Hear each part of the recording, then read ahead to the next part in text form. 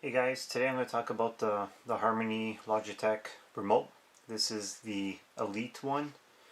They also have the Ultimate Home, which looks identical. It's just this one's got a few more buttons at the bottom for light control and plug control.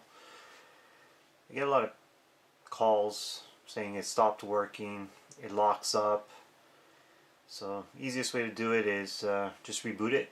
And to reboot the remote, the off button right here on the top, hold it down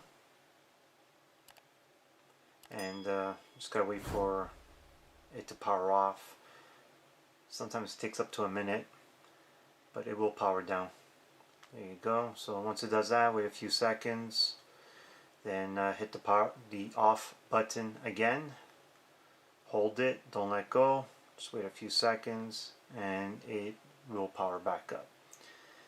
And I would say that's about 90% of the time it will fix your issue. If it doesn't, reboot the hub and try that again, and chances are everything will be back to normal. Okay, there you go. So if you like this video, please give me a thumbs up and please hit the subscribe button. Thank you.